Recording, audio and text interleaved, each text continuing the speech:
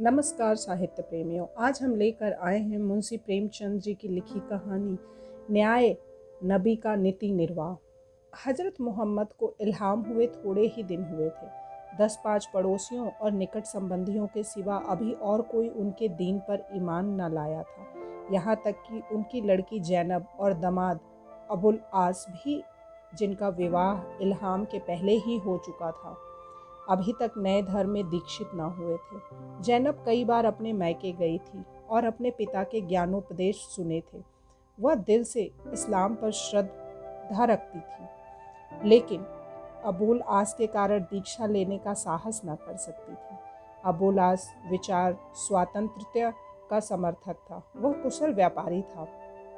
मक्के से खजूर, मेवे और जिनसे लेकर बंदरगाहों को चलाना किया करता था।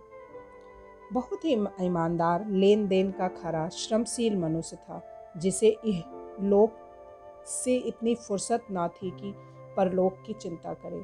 जैनब के सामने कठिन समस्या थी। आत्मा धर्म की ओर थी, हृदय पति की ओर। न धर्म को छोड़ सकती थी, न पति को। घर के अन्य प्राणी मूर्ति पूजक थे और इस नए संप्रदाय के शत्रु। जैनब अपनी लगन को छुपाती रहती, यहाँ तक कि पति से भी अपनी व्यथा न कह सकती। वे धार्मिक सहिष्णुता के दिन न थे। बात बात पर खून की नदियाँ बहती थीं। खानदान के खानदान मिट जाते थे। अरब की अलौकिक वीरता पारस्परिक कलहों में व्यक्त होती थी। राजनैतिक संगठन का नाम न था। खून का बदला खून, धन हानि का बदला खून, अपमान का बदला खून, मानव रक्त ही से सभी झगड़ों का निपटारा होता था। ऐसी अवस्था में अपने धर्मानुराग को प्रकट करना, अबुल आस के शक्तिशाली परिवार को मोहम्मद और उनके गिनाए अनुयायियों से टकराना था। उधर प्रेम का बंधन पैरों को जकड़े हुए था। नए धर्म में प्रविष्ट होना और अपने प्राण प्रिय पति से सदा के लिए बिछुड़ जाना था। कुरश जाति के लोग ऐसे मिश्रित विवाहों को परिवार के लिए कलंक समझते थे। माया और धर्म की दुविधा में पड़ी हुई जैनब कुढ़ती रहती थी। धर्म का अनुराग एक दुर्लभ वस्तु है, किंतु जब उसका वेग उठता है तब बड़े प्रचंड रूप से उठता है। दोपहर का समय था। धूप इतनी तेज थी कि उसकी ओर ताकते हुए आंखों से चिंगारियां निकलती थी। हजरत मोहम्मद अपने मकान में चिंता मग्न बैठे हुए थे। निराशा चारों ओर अंधकार के रूप में दिखाई देती थी। खुदैजा भी पास बैठी हुई एक फटा कुर्ता सी रही थी। धन संपत्ति सब कुछ इस लगन के भेंट हो चुकी थी। विधर्मियों का दुराग्रह दिनों दिन बढ़ता जाता था। इस्लाम के अनुयायियों को भांति भांति की यातनाएं दी जा रही थी। स्वयं हजरत को घर से निकलना मुश्किल था। खौफ होता था कि कहीं उन लोगों पर ईंट पत्थर ना फेंकने लगे। खबर आती थी कि आज अमुक मुसलमान का घर लूटा गया, आज फला को लोगों ने आहत किया। हजरत ये खबरें सुन सुनकर विकल हो जाते थे और बार बार सुदा के धैर्य और क्षमा की याचना करते थे। हजरत ने फरमाया, मुझे ये लोग अब यहाँ ना रहने देंगे। मैं खुद सबको झेल सकता हूँ, पर अपने दोस्तों की तकलीफ नहीं देखी जाती। खुदैजा, हमारे चले जाने से तो इन बेचारों को और भी कोई शरण ना रहेगी। अभी कम से कम आपके पास आकर रो तो लेते हैं। मुसीबत में रोने का सहारा कम नहीं होता। हजरत, तो मैं अकेले थोड़े ही जाना चाहता हूँ। मैं अपने सब दोस्तों को साथ लेकर जाने का इरादा रखता हूँ। अभी हम लोग यहाँ बिखरे हुए हैं। कोई किसी की मदद को नहीं पहुँच सकता। हम बस एक ही जगह एक कुटुंब की ओर रहेंगे तो किसी को हमारे ऊपर हमला करने की हिम्मत ना होगी। हम अपनी मिली हुई शक्ति से बालू का ढेर तो हो ही सकते हैं, जिस पर चढ़ने का किसी को साहस ना होगा। सहसा जैनब घर में दाखिल हुई। उसके साथ ना कोई आदमी था, ना कोई आदमजात। ऐसा मालूम होता था कि कहीं से भागी चली आ रही है। खुदैजा ने उसे गले लगाकर कहा, क्या हुआ जैनब, खैरियत तो है? जैनब ने अपने अंतर्द्वंद की कथा सुनाई और पिता से दीक्षा की प्रार्थना की। हजरत मोहम्मद आंखों में आंसू भर कर बोले, जैनब, मेरे लिए इससे ज़्यादा खुशी की और कोई बात नहीं हो सकती, लेकिन डरता हूँ कि तुम्हारा क्या हाल हो। जैनब, या हजरत, मैंने खुदा की राह में सब कुछ त्याग देने का निश्चय किया है। दुनिया के लिए अपनी आकबत को नहीं खोना चाहती। हजरत, जैनब, खुदा की राह में कांटे हैं। जैनब, लगन को कांटों की परवाह नहीं होती। हजरत, ससुराल से नाता टूट जाएगा। जैनब, खुदा से तो नाता जुड़ जाएगा हजरत। और अबुलास? जैनब की आंखों में आंसू डबडबा आए, कातर स्वर से बोली, अब्बा जान, इसी बेड़ी ने इतने दिनों मुझे बांधे रखा था, नहीं तो मैं कब की आपकी शरण में आ चुकी होती। मैं जानती हूँ इनसे जुदा होकर जीती न रहूँगी और शायद उनको भी मेरा वियोग दुस्सह होगा, पर मुझे विश्वास है कि एक दिन ज़रूर आएगा जब वे खुदा पर ईमान लाएंगे और मुझे फिर उनकी सेवा का अवसर मिलेगा। हजरत, बेटी, अबुलास ईमानदार है, दयाशील है, सत्यवक्ता है, किंतु उसका अहंकार शायद अंत तक उसे ईश्वर से विमुख रखे। वह तकदीर को नहीं मानता, आत्मा को नहीं मानता, स्वर्ग और नर्क को नहीं मानता।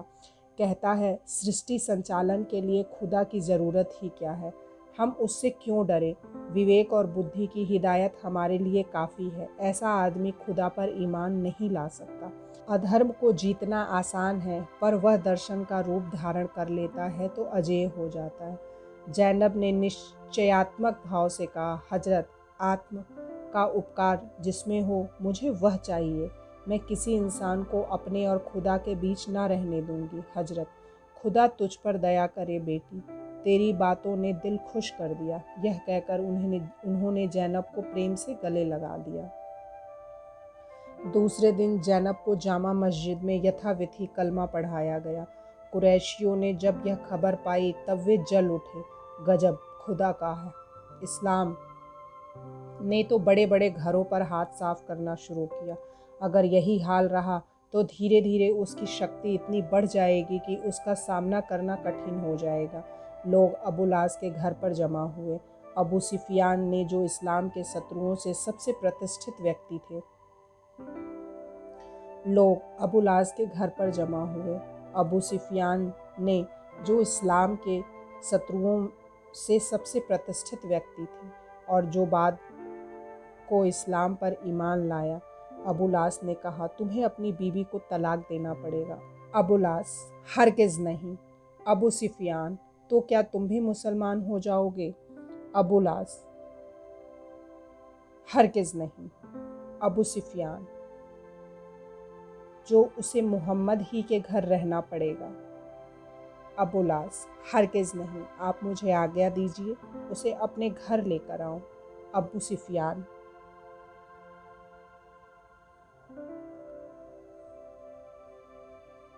हरगिज़ नहीं। अबुलास, क्या यह नहीं हो सकता कि मेरे घर में रहकर वह अपने मतानुसार खुदा की बंदगी करे? अबू सुफियान, हरगिज़ नहीं। अबुलास,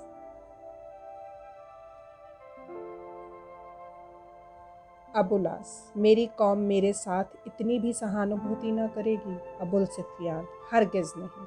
अबुलास, तो फिर आप लोग मुझे अपने समाज से पतीत कर दीजिए। मुझे पतीत होना मंजूर है। आप लोग चाहें तो सज़ा दें, वह सब मंजूर है, पर मैं अपनी बीवी को तलाक नहीं दे सकता। मैं किसी की धर्म स्वाधीनता का अपहरण नहीं करना चाहता, वह भी अपनी बीवी की।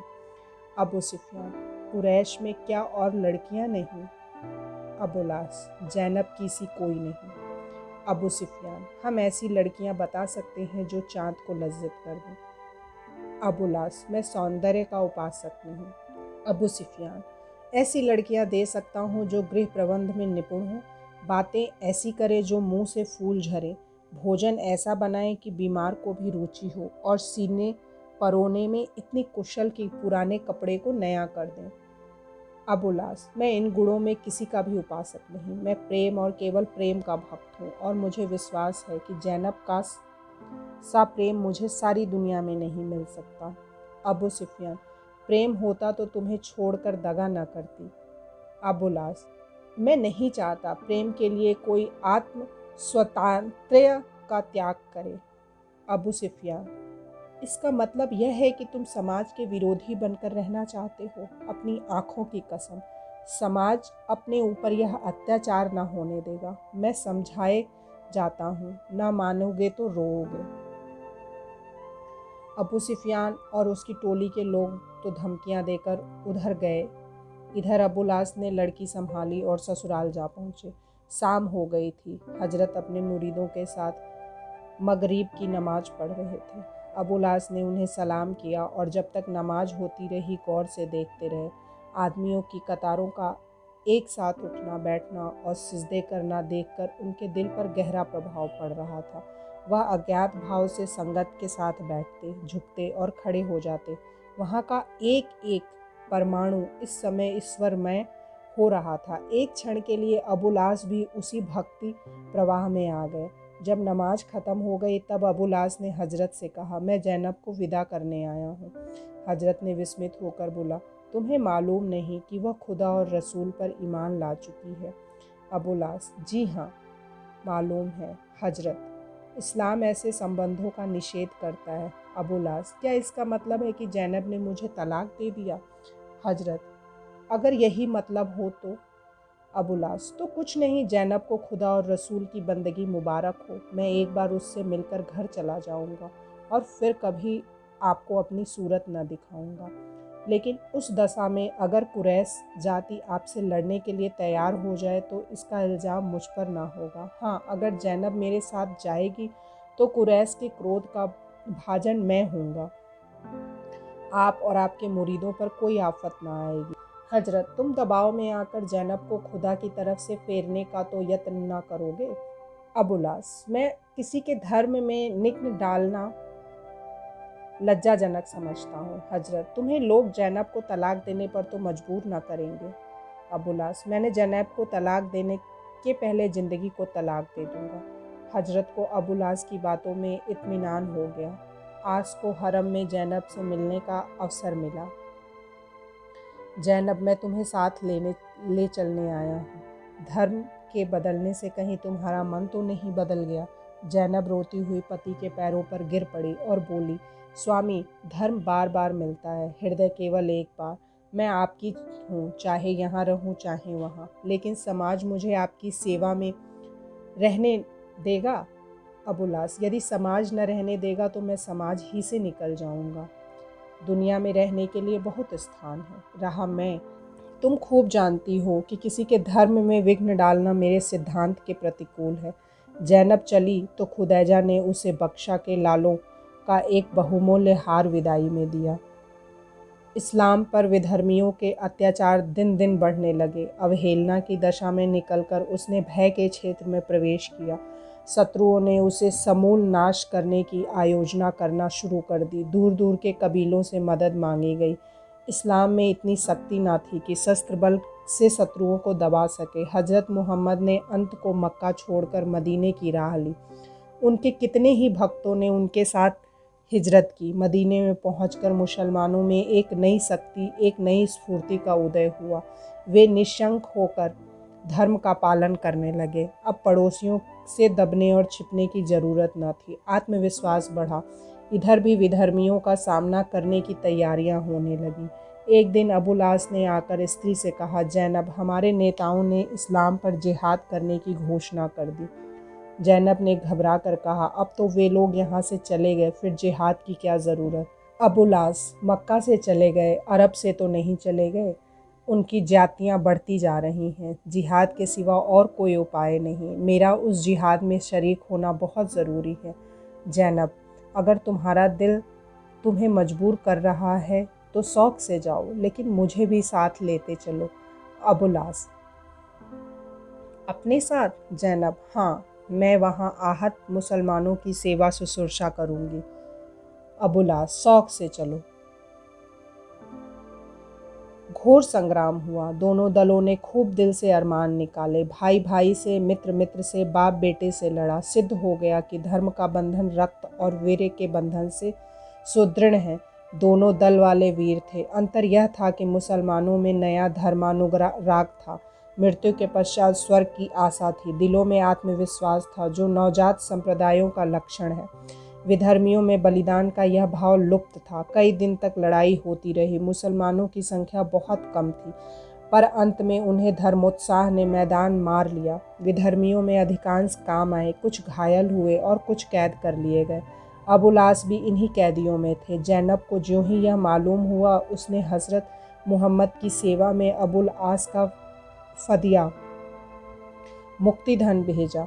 यह वही बहुमूल्य हार था जो खुदैजा ने उन्हें दिया था। वह अपने पिता को उस धर्म संकट में नहीं डालना चाहती थी जो मुक्ति धन के अभाव की दशा में उन पर पड़ता। हजरत ने यह हार देखा तो खुदैता की याद ताजी हो गई। मधुर स्मृतियों से चित्त चंचल हो उठा। अगर खुदैजा जीवित होती तो उसकी सिफारिश का असर उन पर इससे ज़्यादा ना होता जितना इस हार से हुआ। मानो स्वयं खुदैजा इस हार के रूप में आई थी। अबुलास के प्रति हृदय कोमल हो गया। उसे सजा दी गई या हार ले लिया गया तो खुदैजा की आत्मा को कितना दुख होगा। उन्होंने कैदियों की फैसला करने के लिए एक पंचायत नियुक्त कर दी। यद्यपि पंचों में सभी हजरत के इष्ट मित्र थे, पर इस्लाम की शिक्षा उनके दिल में पुरानी आदतें, पुरानी चेष्टाएं न मिटा सकी थी। उनमें अधिकांश ऐसे थे जिनको अबुलास से पारिवारिक द्वेष था, जो उनसे किसी पुराने खून का बदला लेना चाहते थे। इस्लाम ने उनमें क्षमा और अहिंसा के भावों को अंकुरित न किया हो, पर साम्यवाद को उनके रोम रोम में प्रतिष्ठित कर दिया था। वे धर्म के विषय में किसी के साथ रियायत न कर सकते थे, चाहे वो हजरत का निकट संबंधी ही क्यों न हो। अबुलास सिर झुकाए पंचों के सामने खड़े थे और कैदी पेश होते थे। उनके मुक्ति धन का मुलाहिजा होता और वे छोड़ दिए जाते थे। अबुलास को कोई पूछता ही न था। यद्यपि वह हार एक तस्तरी में पंचों के सम्मुख रखा हुआ था, हजरत के मन में बार बार प्रबल इच्छा होती थी कि सहाबियों से कहें यह हार कितना बहुमूल्य है, पर धर्म का बंधन जिसे उन्होंने स्वयं प्रतिष्ठित किया था मुंह से एक शब्द भी न निकलने देता था। यहाँ तक कि समस्त बंदीजन मुक्त हो गए, अबुलास अकेला सिर झुकाए खड़ा रहा। हजरत मोहम्मद के दामाद के साथ इतना लिहाज भी न किया गया कि बैठने की आज्ञा तो दे दी जाती। सहसा जैद ने अबुलास की ओर कटाक्ष करके कहा, देखा खुदा इस्लाम की कितनी हिमायत करता है। तुम्हारे पास हमसे पंचगुनी सेना थी, पर खुदा ने तुम्हारा मुंह काला किया। देखा क्या अब भी आंखें नहीं खुली? अबुलास ने विरक्त भाव से उत्तर दिया, जब आप लोग यह मानते हैं कि खुदा सबका मालिक है, तब वह अपने एक बंदे को दूसरे की गर्दन काटने में मदद न देगा। मुसलमानों ने इसलिए विजय पाई कि गलत या सही, उन्हें अटल विश्वास है कि मृत्यु के बाद हम स्वर्ग में जाएंगे। खुदा को आप नाहक बदनाम करते हैं। जैद, तुम्हारा मुक्ति धन काफ़ी नहीं। अबुलास, मैं इस हार को अपनी जान से ज़्यादा कीमती समझता हूँ। मेरे घर में इससे बहुमूल्य और कोई वस्तु नहीं है। जैद, तुम्हारे घर में जैनब हैं, जिन पर ऐसे सैकड़ों हार कुर्बान किए जा सकते हैं। अबुलास, तो आपकी मनसा है कि मेरी बीबी मेरा फदिया हो? इससे तो यह कहीं बेहतर है कि मैं कत्ल कर दिया जाता। अच्छा, अगर मैं वह फदिया ना दूं तो? जैद, तो तुम्हें आजीवन यहाँ गुलामों की तरह रहना पड़ेगा। तुम हमारे रसूल के दामाद हो। इस रिश्ते से हम तुम्हारा लिहाज करेंगे, पर तुम गुलाम ही समझे जाओगे। हजरत मोहम्मद निकट बैठे हुए ये बातें सुन रहे थे। वे जानते थे कि जैनब और आस एक दूसरे पर जान देते हैं। उनका वियोग दोनों ही के लिए घातक होगा। दोनों घुल घुल कर मर जाएंगे।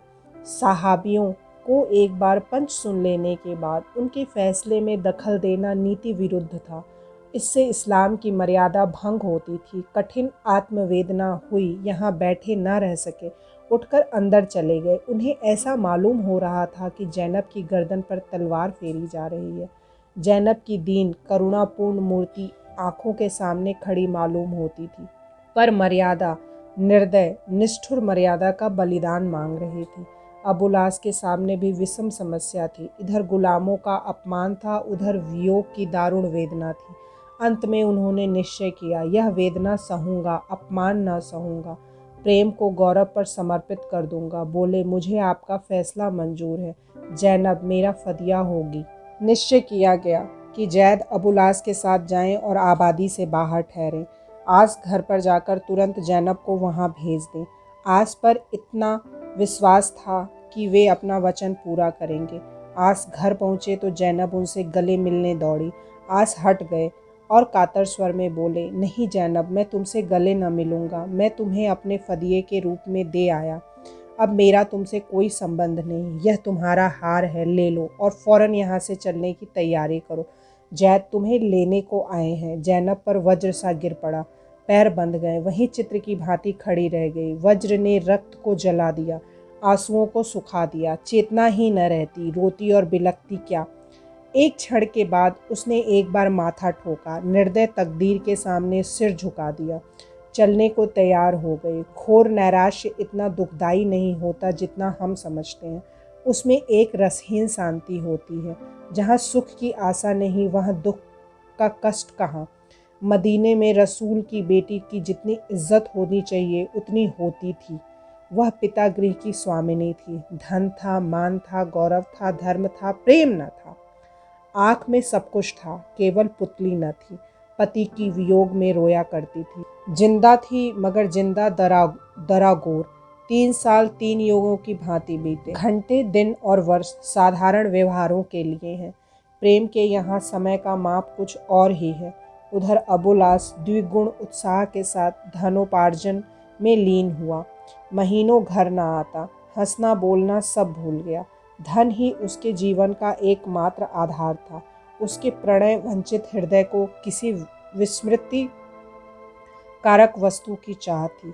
नैराश्य और चिंता बहुधा शराब से शांत होती है, प्रेम उन्माद से। अबुलास को धनोन्माद हो गया। धन के आवरण में छिपा हुआ वियोग दुख था, माया के पर्दे में छिपा हुआ प्रेम वैराग्य। जाड़ों के दिन थे, नाड़ियों में रुधिर जमा जाता था। अबुलास मक्का से माल लादकर एक काफिले के साथ चला। रकफों का एक दल भी साथ था।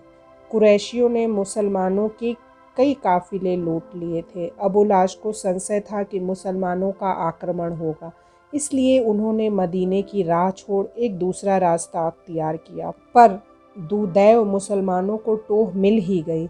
जैद ने 70 चुने हुए आदमियों के साथ काफिले पर धावा कर दिया। धन के भक्त धर्म के सेवाकों से क्या बाजी ले जाते। 70 के साथ 100 को मार भगाया। कुछ मरे, अधिकांश भागे, कुछ कैद हो गए। मुसलमानों को अतुल धन हाथ लगा। कैदी घाते में मिले। अबुलास फिर कैद हो गया। कैदियों के भाग्य निर्णय के लिए नीति के अनुसार पंचायत चुनी गई। जैनब को यह खबर मिली तो आशाएं जाग उठी। आशा मरती नहीं, केवल सो जाती है। पिंजरे में बंद पक्षी की भांति तड़फड़ाने लगी, पर क्या करे, किससे कहे। अब की तो फदिये का भी कोई ठिकाना न था। या खुदा, क्या होगा। पंचों ने अब की बार हजरत मोहम्मद ही को अपना प्रधान बनाया। हजरत ने इनकार किया, पर अंत में उनके आग्रह से विवश हो गए। अबुलास सिर झुकाए बैठे हुए थे। हजरत ने एक बार उन पर करुणा सूचक दृष्टि डाली, फिर सिर झुका लिया। पंचायत शुरू हुई। अन्य कैदियों के घरों में मुक्ति धन आ गया था, वे मुक्त किए गए। अबुलास के घर से मुक्ति धन न आया था। हजरत ने हुक्म दिया, इनका सारा माल और असबाब जब्त कर लिया जाए और ये उस वक्त तक बंदी रहें जब तक इन्हें कोई छुड़ाने न आए। उनके अंतिम शब्द ये थे, अबुलास, इस्लाम की रणनीति के अनुसार तुम गुलाम हो। तुम्हें बाजार में बेचकर रुपया मुसलमानों में तकसीम होना चाहिए था, पर तुम ईमानदार आदमी हो, इसलिए तुम्हारे साथ इतनी रियायत की गई। जैनब दरवाजे के पास आड़ में बैठी हुई थी। हजरत का यह फैसला सुनकर रो पड़ी। तब घर के बाहर निकल आई और अबुलास का हाथ पकड़कर बोली, अगर मेरा शौहर गुलाम है तो मैं उसकी लौंडी हूँ। हम दोनों साथ बिकेंगे या साथ कैद होंगे। हजरत, जैनब, मुझे लज्जित मत करो। मैं वही कर रहा हूँ जो मेरा कर्तव्य है। न्याय पर बैठने वाले मनुष्य को प्रेम और द्वेष दोनों ही से मुक्त होना चाहिए। यद्यपि इस नीति का संस्कार मैंने ही किया है, पर अब मैं उसका स्वामी नहीं, दास हूँ। अबुलास से मुझे जितना प्रेम है यह खुदा के सिवा और कोई नहीं जान सकता। यह हुक्म देते हुए मुझे जितना मानसिक और आत्मिक कष्ट हो रहा है उसका अनुमान हर एक पिता कर सकता है। पर खुदा का रसूल न्याय और नीति को अपने व्यक्तिगत भावों से कलंकित नहीं कर सकता। सहबियों ने हजरत की न्याय व्याख्या सुनी तो मुक्त हो गए। अबू जफ़र ने अर्ज की, हजरत, आपने अपना फैसला सुना दिया, लेकिन हम सब इस विषय में सहमत हैं।